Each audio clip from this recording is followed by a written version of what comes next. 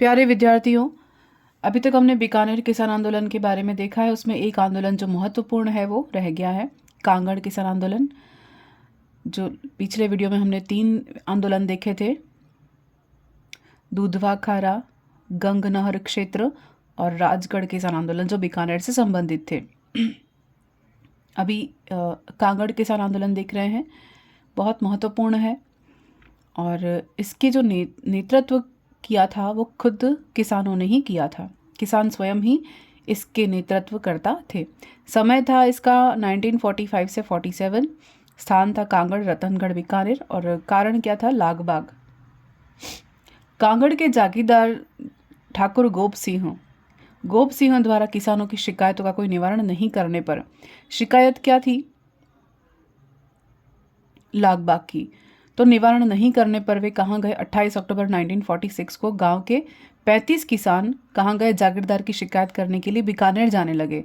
तो बीकानेर जाने लगे तो गोप सिंह जो वहाँ का ठाकुर था, जागीरदार था, उसने क्या किया? गांव में मारपीट शुरू कर दी। तो ये किसान आंदोलन कैसा था? स्वयं या स्वतः स्फूर्त था। किसानों ने स्वयं ही आंदोलन कर दिया था। कोई नेतृत्व करता, कोई एक व्यक्ति विशेष का नाम यहाँ नहीं आता है। तो यह जो बीकानेर का किसान आंदोलन है, यह इतिहास, बीकानेर के इतिहास की या बीकानेर के किसान आंदोलन के इतिहास की अंतिम महत्वपूर्ण घटना थी, कांगड़ कांड। यह आंदोलन जागीरदारों के अत्याचार से उपजा था और स्वतः स्फूर्त था, किसान आंदोलन था।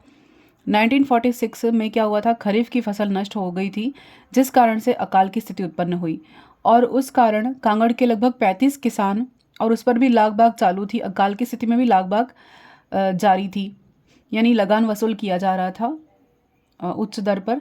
तो वहाँ के जो 35 किसान थे, उन्होंने क्या किया? महाराजा को याचिका प्रस्तुत करने के लिए बीकानेर जाने लगे। तो जागीरदार के आदमियों ने क्या किया? उस गांव के किसानों के साथ मारपीट करना शुरू कर दिया और अमानवीय अत्याचार किए, महिलाओं पर, बच्चों पर और सभी किसानों पर। तब बीकानेर प्रजा परिषद ने क्या किया? इस घटना की जांच बिठाई और उसके लिए 7 कार्यकर्ताओं को कांगड़ भेजा।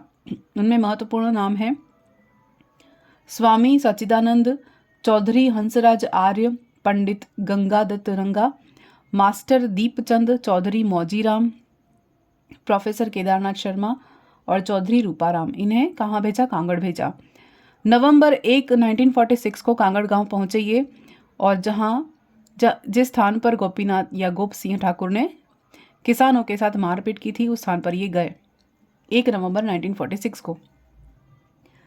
कांगड़ किसानों प्रजा परिषद के कार्यकर्ताओं पर वहां के जागीरदार द्वारा अमानवीय अत्याचार की देश भर में निंदा हुई, आलोचना हुई।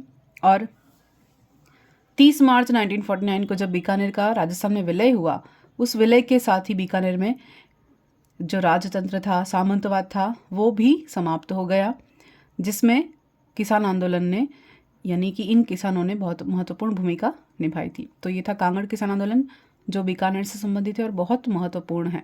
धन्यवाद।